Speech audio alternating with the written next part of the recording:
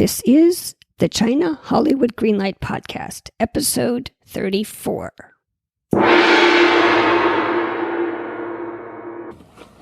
And rolling sound, quiet.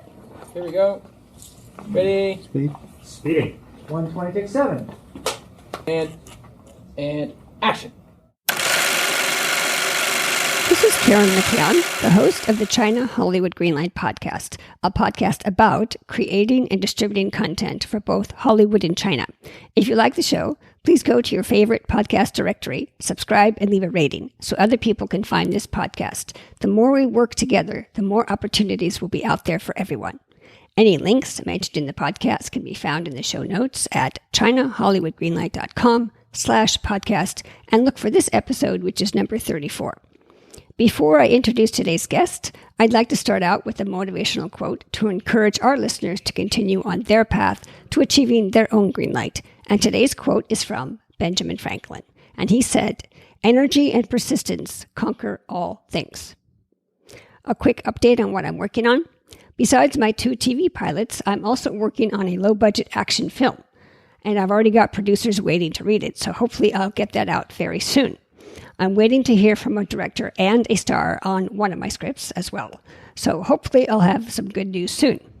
I'm also working on the China List. This is a membership website to provide jobs in Hollywood and China. Producers, directors, and talent reps get free membership. You can also post calls for submission on our private writing jobs page, and that's also free. Also, to celebrate the expansion of the China List, which now includes game writers and graphic novelists, we are offering a special promotion. For a limited time, game writers, graphic novel writers, as well as screenwriters, and that includes IP such as film, TV, plays, and web series, can try out the China List with a free 60-day trial. But this offer won't last long, so sign up today. And for this special promotion, this is a special link. Just go to https://chnlist.com/promo. Again, that URL https://chnlist.com/promo. Writers, get your IP noticed in Hollywood and China. Find a producer, a talent rep, or a financier. Sign up today for your free trial before this offer disappears. And now, here is the main segment. Jordan Defazio is a Canadian screenwriter, narrative game designer, and lecturer at the Beijing Film Academy, where he teaches beginning screenwriting and film genre. Jordan has optioned 3 screenplays in the U.S. and helped in the creation of the TV version of Deep in the Heart, Xin Mi Gong. In 2019, he completed a 3-part mini-movie for Sony China and iQIYI called Chosen 2, Sha Wu Shi, that is currently on Netflix. Well, Jordan, thank you for coming on the show today. Thank you for having me. Wow, this is awesome. Yeah, you're my first game writer, so this is very exciting. Now, I've told the audience just a little bit about you, but why don't you take a minute and tell us about yourself personally and your business?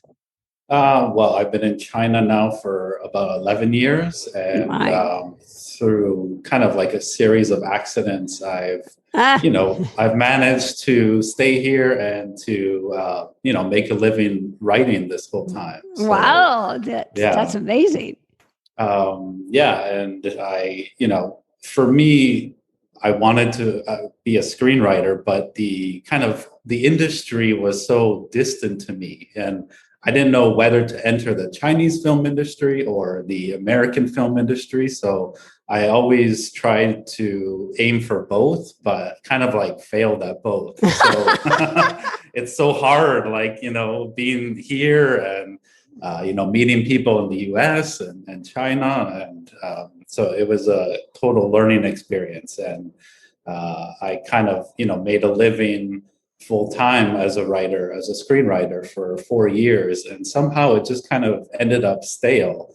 And I got an opportunity to enter the game world. And that kind of opened up this whole new form of storytelling for me. So it's kind of, it's changed everything, I think. Wow. now, you said it was sort of an accident that you got there, but let me ask this. Did you and why did you want to enter the China market? Well, again, I didn't.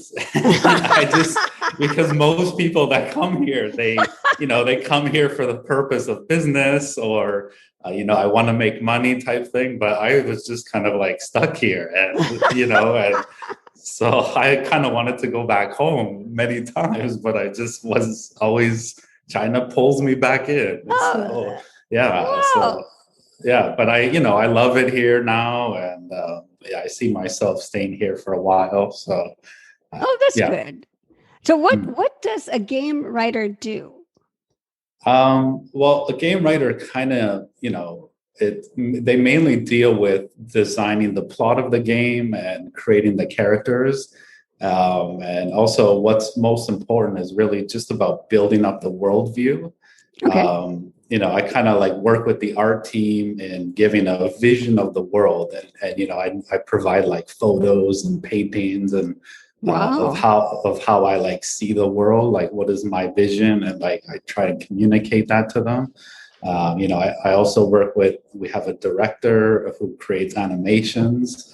So I usually end up writing the scripts. The games do have a script and right. They're like endless. They're just like, so long. So, within that, you have like the story and the dialogue, but what makes a game script is adding the game mechanics. That's the thing that's so different from screenwriting, is like, how does the player play the game? What is the path that they go down? So that's kind of a unique thing. That leads to my next question. How do you write a game story? Do they all have to be action? Because it sounds like the protagonist or whoever the role is that the player is, it has to do some action. So, but you sort of started to talk about how you write a game story, but is it they all have to have like an action element?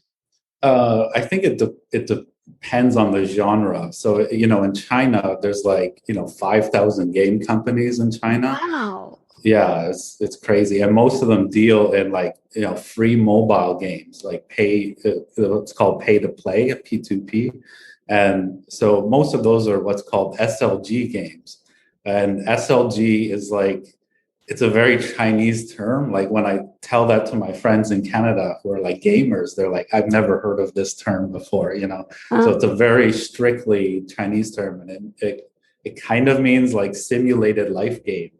So in the West, we would call those like city builders or like resource-based games. So those are the dominant form of games in China.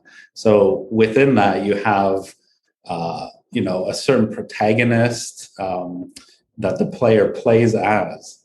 So, and then you have like, a group of supporting players around that, like a supporting cast.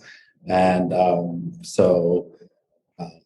and then you usually have a story that's kind of endless. That's also a difference. That's tough. That's tough. So you need a kind of engine that's so big enough and so interesting that grabs the players into the game, because most people, they play games for 30 seconds to a minute before they go, what do I like this or not? So you really need to catch their attention really quickly.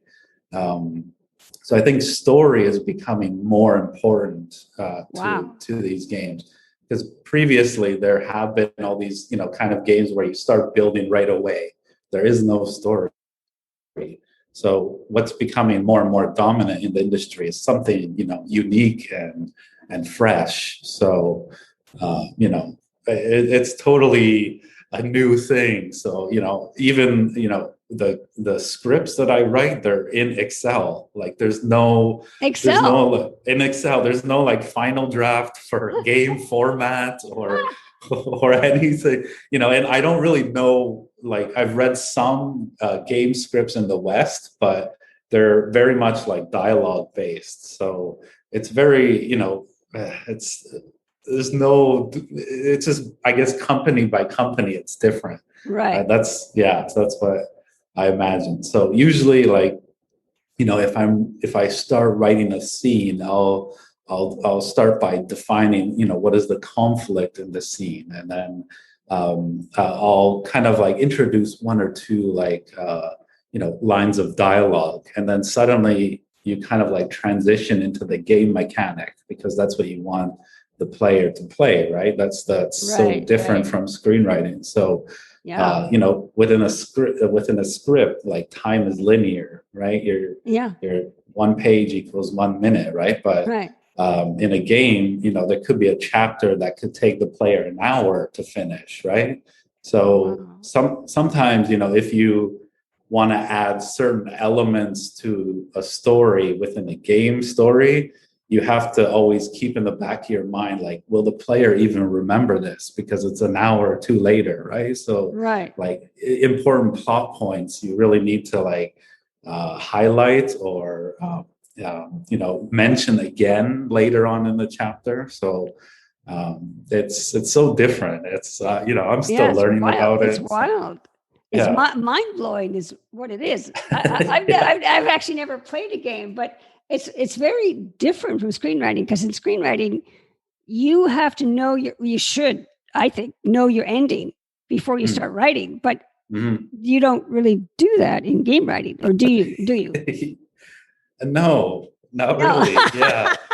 It's so bizarre. Like, even I've seen pitches of like, game stories, and they don't even have the story like fully completed. They have like a small, little synopsis, but there's no, and that can change at any time. So it's very different than pitching a film where you got to have this story, set from the beginning. But there's so much like fluidity in game story that you can, because when you build a game, it's changing every day. It's like, through, whether it's through like a piece of marketing or a decision the producer makes, or any kind of variable, the whole kind of story can change. So you really need to be like flexible as a writer and be willing to let go what you've written as well. Like, that's the hard part. Yeah, that's the hard, because I'm like so emotional with what I write, and I'm like, oh, this is the vision, and of course. Yeah, but in game writing, it's so disheartening to just like, oh, okay, another deleted file, and like, oh, yeah. Now, how do you become a game writer? Do you need design and coding skills? I had no coding require, like, I knew nothing about coding before this. I think one of the reasons why I was hired was, my screenplay background, the storytelling background. That's the most important thing.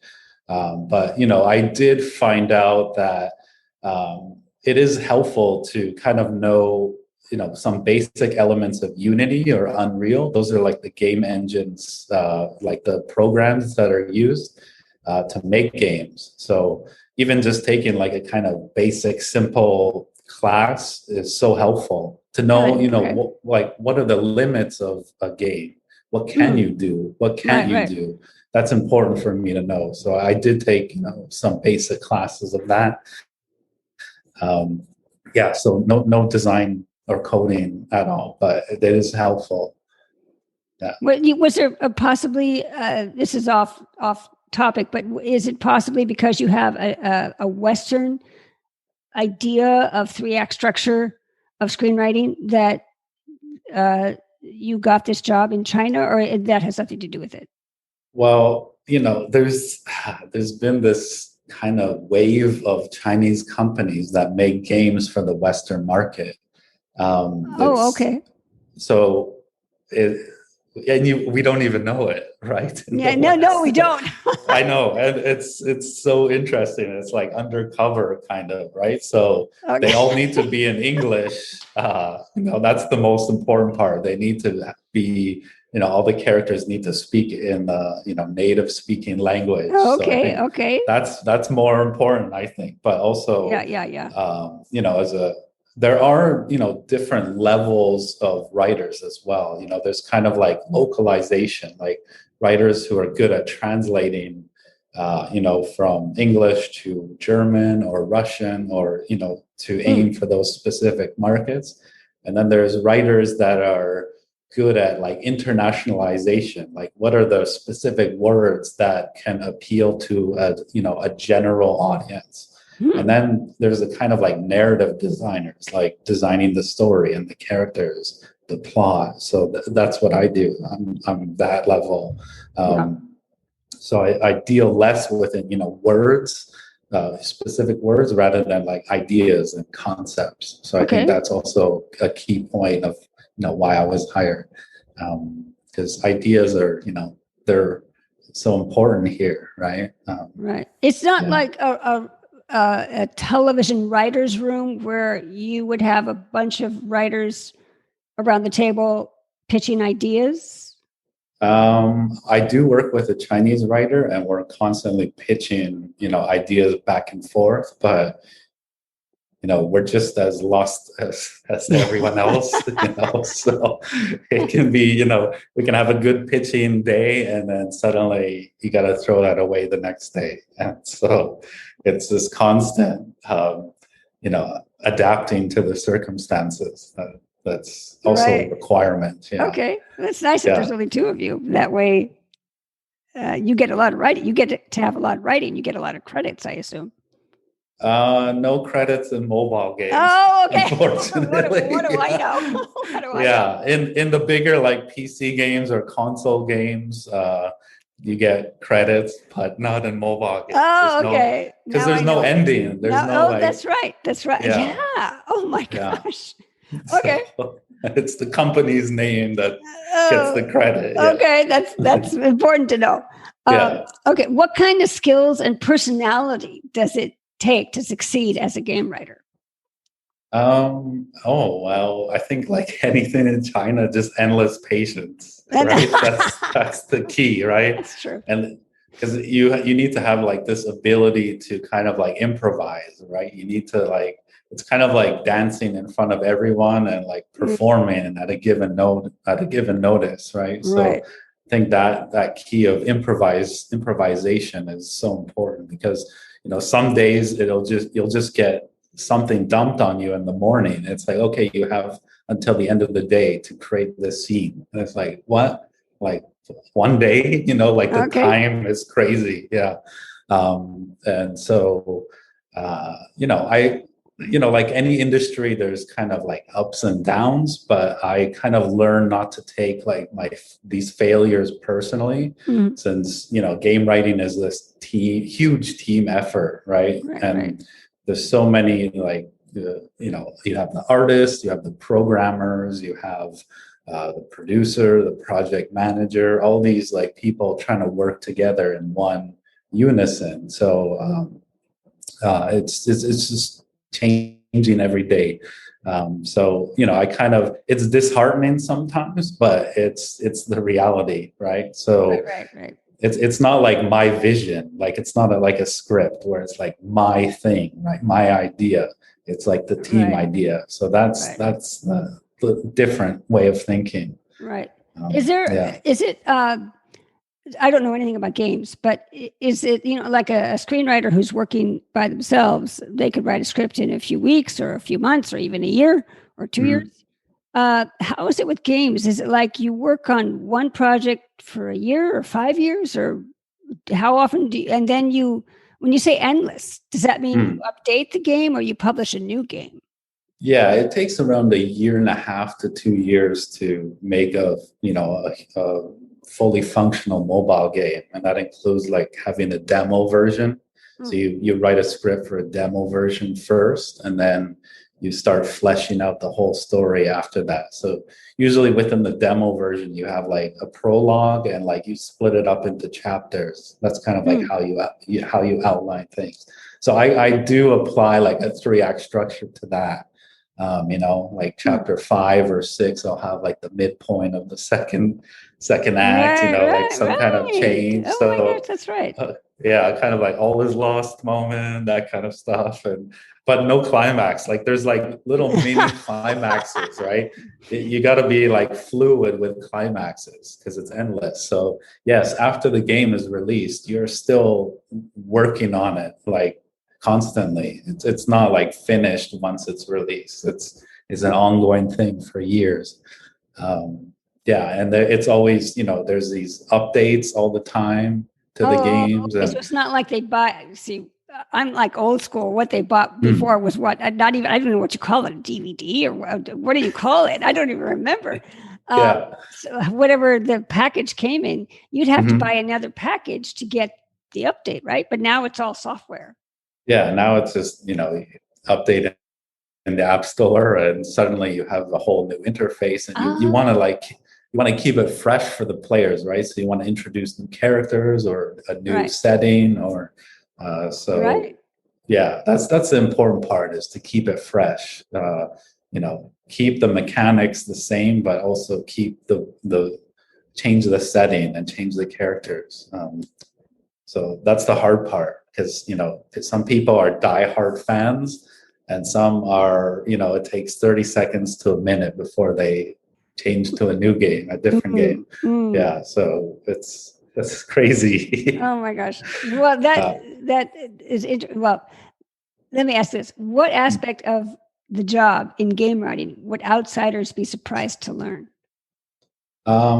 Just for me, like the amount of freedom that is in the narrative. Like, I think, I kind of, I love film, and it's what I, fell in love with at the age of 11, and I was in it for like 25 years and exploring the world of film. But somehow it just became like too stifling. It became too interesting. Yeah, too much of like act structure, and too much of like hitting the beats. And for me, I just felt like I wanted something else. And then when I started playing all these new games, which I had stopped playing for 20 years, like I played as a teenager a lot, but for 20 years I played like no games. So to see how it changed in those 20 years, I was just like mind blown. I was like, this is the future of storytelling. I started playing like VR games, and wow, like VR has come so far. Like even when, I played it maybe 5 years ago at an art installation. It looked so bad, but now it's like crazy. Like, real. There's this game called Half-Life Alyx, which is like, it's like you're in a Hollywood movie, and it just, like, it's hard for me to play it because it's so scary. Every time I put the headset on, I'm just like, oh my God, this is crazy. It's creepy. And it's the world building is just amazing. It's incredible. Took 13 years to make. And wow. Yeah, a ton of effort was put into it. So I think, that really, it has a beginning and an end. It has a certain structure to it, but just the amount of freedom that you have in a game is something so refreshing for me. That's great. It's like a 20-year long TV series. Yeah, pretty much. Yeah. Yeah. And, I would love to start, getting into TV and movies again at some point. That is my first love, but for now it's nice to have this refreshment, Yeah. So, yeah. You definitely got the both sides. You've got the screenwriting side in the West, and the game writing side, and the screenwriting in China, and also the game writing in China. Yeah, and like another surprising thing is just like how detailed the mythology of the world is, like how deep they go into it. It's like shocking. There's this game called Cyberpunk, which was like, it was, when it was released, it had all these kind of it was disappointing to a lot of people. It had all these like some things weren't working, some mechanics weren't working. Keanu Reeves is the star of it. Yeah, Really? yeah. It was like this huge kind of like moment in PC gaming, this like new benchmark. And then when you look at the mythology of that world, it's just incredible, like what they can do. It has this one mechanic where you can literally like be like a third person perspective of what's happening, and you can like rewind and fast forward, and it looks like the Matrix, like it's like Oh, pixelated. really? Yeah, and it's like you're in this like kind of like mainframe Huh.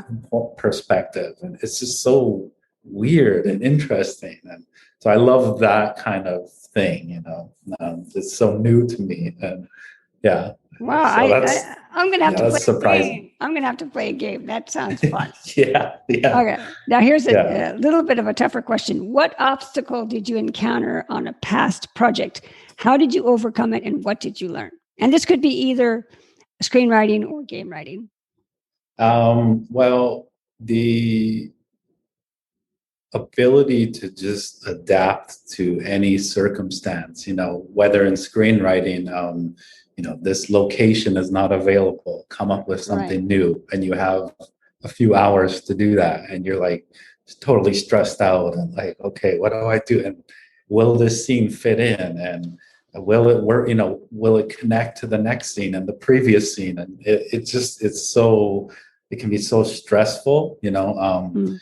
For game writing, there was a time where one of the games I was working on wasn't doing so well, so it reached like the bottom of as down as you can go, and you really have to like, it's almost like putting the Titanic on your back, right? Yeah. You just have to like see the world from a completely different perspective, and see how else can I change this. And so I tried to do my best and tried to change it, and it kind of worked out temporarily, but yeah, so there's so many obstacles. Every day I can mention a new obstacle that comes up. Yeah, yeah. So just the flexibility and the ability to improvise, like I mentioned before, those are two key points. Okay. Now, in China, do video game companies hire writers, or are the jobs mostly freelancers? And then the follow-up is, how do you find these jobs? I've seen kind of both. Like there are writers that go to the office every day, like me too. I go to the office every day, but there are other writers who are overseas who do it. They have to go with China time, so time zones can time zones, because you got to communicate with the team, right? Oh, that's tough. Yeah, that's real tough. So there is both aspects to it, and I think just knowing someone is how I found it. Just because I knew some people in the film industry, so they know people in the game industry. So relationships, just like film, so important. Of course. If you could magically solve two current problems, what would they be? I think,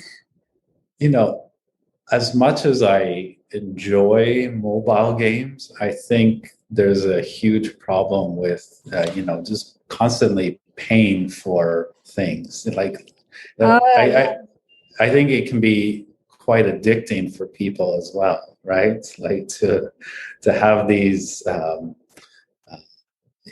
you reach a certain point in the story where you're kind of like, forced to pay, or else you can't go further. So that I think is, as from a business point of view, of course, that's great. But from kind of like art point of view, in quotations, is like a problem.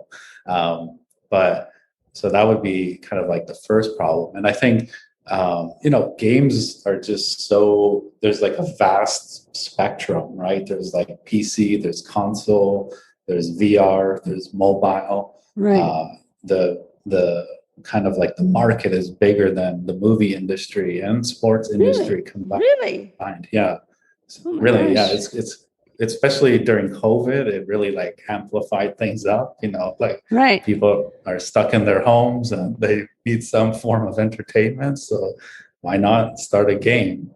So I think there are some limitations, I would say, in some games, because as I'm playing more and more, like certain tutorials, they become the same.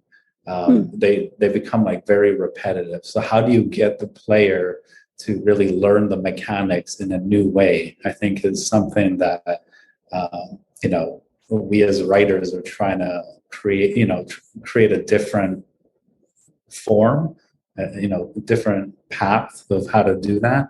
I think that's an interesting problem as well. Yeah.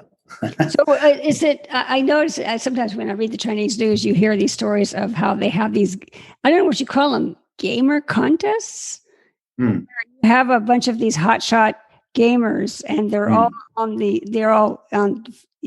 dozens and dozens of tables with lots of fans. Yeah. And they're all watching the gamer compete. I assume they're all playing the same game. Yeah. Trying to kill each other, or what are they trying to do?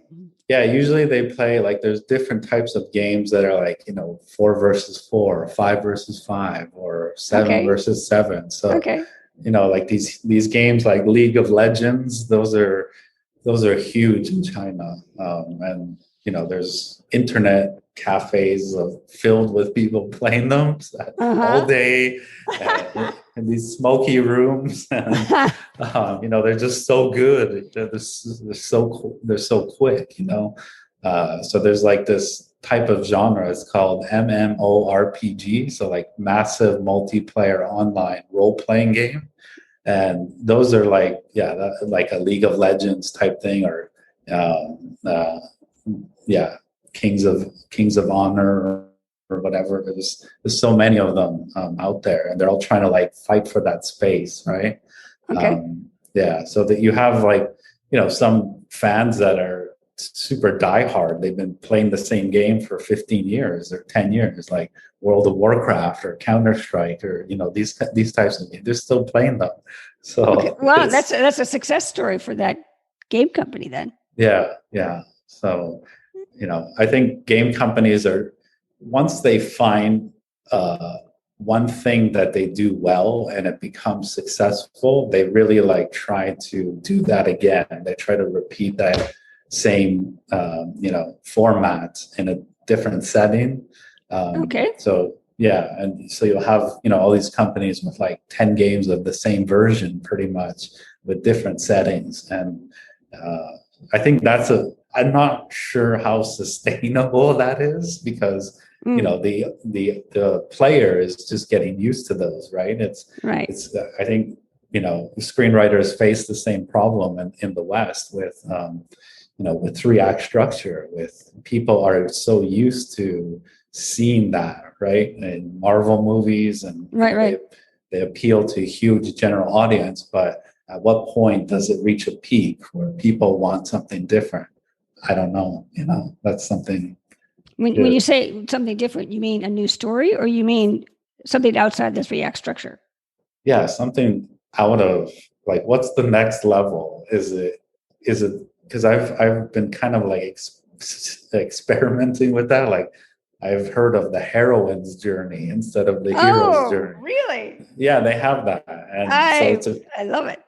It's a completely different like mental cycle, right, from a woman's perspective. So is that a new way of storytelling, or what is it? Is it going to be like? That's why I kind of like games, because it's it doesn't need to fit into this like cube. It can be layers of cubes and triangles and squares and circles. Yeah. So is that what people want? I don't know. It's a question that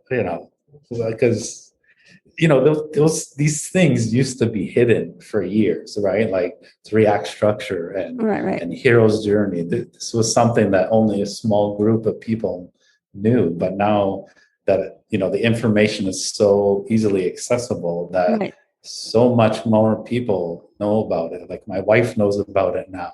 Like Right. everyday people know about it. So, what is the next level? I don't know. Yeah. Is that becoming more popular in China, the Western style of screenwriting or gay or writing? I think so. I always have this conversation with Chinese writers, and they know three-act structure, from all the books and whatnot. But they can use that. They can use completely different forms of 6 acts, 8 acts, experimental, whatever it is. They like the emotions. They like Right. something unique, something different. So I don't know if the audience worries so much about the act structure, but Right.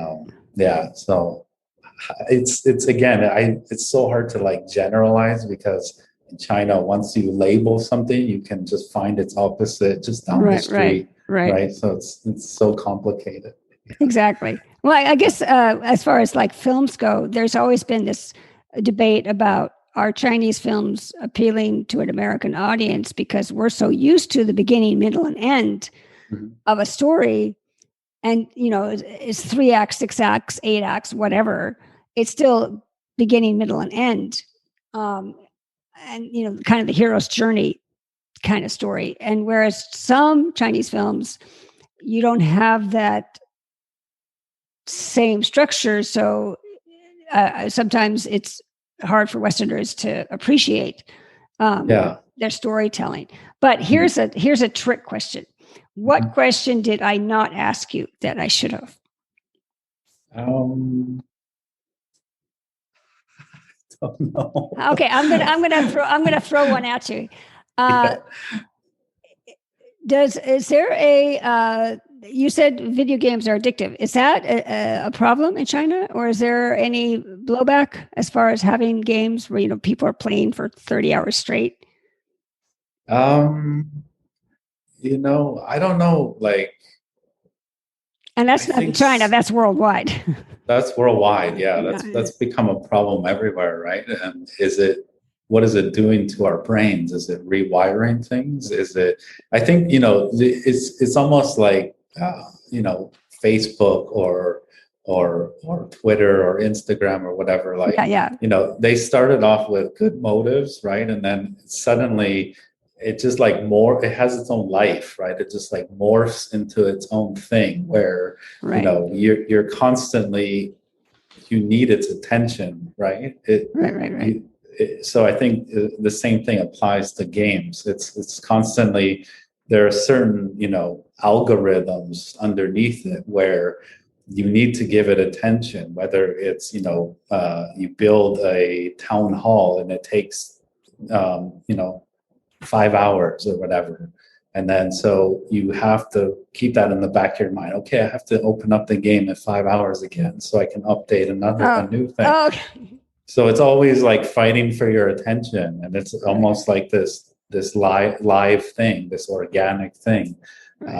So I think that is it's a challenge, right? It's something like so different, but again, I don't know how sustainable it is, But there's a lot of like super good like games that made me smarter, like there you go. Like the Portal games or Half-Life games. Those are like anything really designed by the company called Valve. They're so amazing, in the way that it opens up these new layers in how you think. And so fascinating. Yeah, I really, especially like Portal 1, Portal 2, those are so brilliant. It's like a mind puzzle that you find yourself in and mixed with story. Wow. And it's very little like game mechanics in terms of like, they don't tell you how to play, you figure it out. And so it makes you smart. They give you the control of that's great. Yeah, you need to figure out this puzzle. So it's like this kind of like existentialist dilemma you find yourself in. Right? Wow. Yeah, so I love those types of games. So there's so many different like layers, right? There's like Mario Party where you're just having fun, right? Like, with your friends, and yeah, the gamers find the community to be so important, right? You can make friends from all over China, all over the world. So it can, go beyond borders, right? That's true. Yeah, so there's that element to it, which is also positive. But there's going to be some scientific studies in the future that come out with everything, right? Like, so I always read, video games are bad, video games are good, video games are helpful, video games are detrimental. So what are they? It depends. Who are they? Yeah. So as long as they make you more empathetic, then yes, that's right. That's the important part, right? That is a good point. What was the name of the company that makes Portal games or Half-Life? Valve. Valve, okay. Yeah, that's the one that made the Half-Life Alyx, the one that took 13 years, the VR game. Yeah, so they're absolutely brilliant. Wow, that's amazing. Okay. Yeah. Now, what advice would you give those aspiring to tap into the Chinese game writing market? I would say, make your connections with people, and be fluid, be ready to throw away what you've written and that's right. At a moment's notice, because that's the hard part, right? Like, because when I'm writing screenplays, I do take it personal because it's my vision, right? But in game writing, you just got to let that go, and that's tough to do. But that has kind of like transformed me somehow, right? It makes you this kind of like writing, I won't say writing machine, but you just always gotta like be at the top of your game. Right. Yeah. And leave the ego at the door. Exactly. And you don't want your team to fail. So that's right. Yeah. And you got to carry out the artist's vision, the producer's vision, the market's vision, and you got to somehow make it yours too. Like, you got to find a way to make it like something that, where when you play it, I can see myself underneath, even though, I again mentioned that I don't take it personal, but I do have to make each story somehow a part of me, So that's a key point, I think. Yeah. Well, that's a sign of a good writer. Good. Now, in conclusion, would you like to plug any social media details or website links so our audience can keep track of your work? Yeah, you can go to my website, www.jordandefazio.com, or find me on LinkedIn. Just search Jordan Defazio. I'm not really on the other social medias. I deleted them, and I find them not very helpful, very time consuming. I would rather spend my time with games. So yeah. So that's how you can find me. Yeah. Okay, great. Well, Jordan, thank you so much for sharing your knowledge and coming on the show. This was a very exciting, and you've really opened up my mind. I don't know anything about games, but this is like a whole new genre for the website. And so, yes, thank you so much for coming on the show. Thank you for having me. It's a pleasure. And we'll see you at the premiere. Okay, thank you. And now for my 3 key points and 3 takeaways. 3 key points. Number 1, the difference between screenwriting and game writing. Jordan says the main difference in game writing is that you have to add game mechanics. How does the player play? What is the path they go down? And you need a big story engine since, unlike film scripts, the story needs to be endless. In film scripts, you know the ending. If you pitch a game story, you may just have a synopsis. The story isn't complete. Number 2, coding skills. You don't necessarily need coding and design skills to be a game writer, but be smart about it and take a class or 2. Know the limits of a game. Number 3, made in China. Many Westerners are unaware that the games they play are made in China. Now, this could be an opportunity for Western game writers. China needs native speakers and Western narrative designers, where they design the story, the plot, the characters for the local market and as well as the international market. Now for 3 takeaways. Number 1, be flexible. In film and TV scripts, you might lose a location or, for budget reasons, have to rewrite a scene. Now, it's true for games as well. You have to change scenes on the spot, so you need to be flexible and write quickly. Number 2, 3-act structure. In the West, we write stories with a 3-act structure or perhaps the hero's journey. There are other formats as well, the 7-point structure, the 8 sequences, etc. But it's all based on a story with a beginning, a clear beginning, middle, and an end. In film, and usually at the end of a TV series, there is a climactic endpoint. Not so in games. So you need to have a strong and never-ending story engine. Number 3, the heroine's journey. I was very glad to hear about this. Some people say the hero's journey, which is the way of writing screenplays, does not adequately address the psychological, spiritual journey of women. Other critics say the hero's journey does not give women the power to carry stories that follow a different path to self-actualization. You can read more about the heroine's journey in the article Why Screenwriters Should Embrace the Heroine's Journey, which I link to in the show notes. Well, that's the show. Thank you for listening.